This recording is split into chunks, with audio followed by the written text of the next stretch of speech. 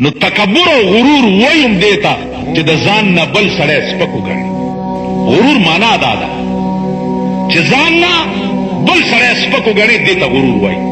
او د غرور سزا به دا وي چې دا ګناه به تر هغې نه معاف کېږي چې تر څو پورې سړی په جهنم ته نه تللی.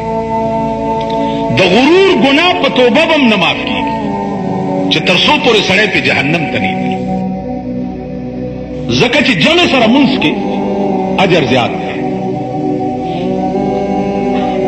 نو کوشش دا کوئ چې جمع ته منځ ورسوئ.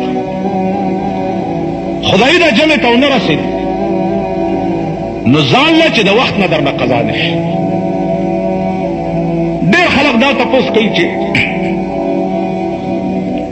جمع کې پلانې سړی ولاړ، اوس پلانې سړی داسي چې داغه یا ښځه خرابوي یا لوڼې خرابې وي یا په خپله څه دله غوندې وي. نو ما نه ډېرو خلکو دا تپوس وکړي چې دا سړي سره په صف کې مونځ کي. نو دا یاد لرئ چې په دنیا د خدای کې خدای ته ودرېږي نو د بل عیبو ته به دې خیال نه وي. ما په خبرو پوهېږئ؟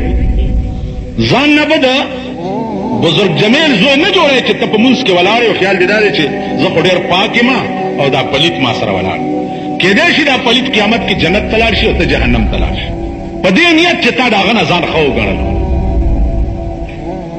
نو ځان به د سپي نه هم بدتر ګڼې. دې ځان ته به د هر وخت دا خیالي چې خدای دا په کوڅو کې په منځ پی چې پروتي دا هم ما نه ښه دی، ځکه ده سره به د خپل عمل حساب نه کېږي او ما سره به د خپل عمل حساب کېږي. نو ما نه سپی هم ښه دی. نو تا هغه ته په یو خاص عیب په وجې سپک وکته چې ده سره په صف کې مونځ نه کېږي ځکه چې زه ده نه ښه یم. نو که ستا مونځ کې دا خیالي هغه ته نو ستا دا مونځ بیا مونځ نه دی او نه دا مونځ کېږي.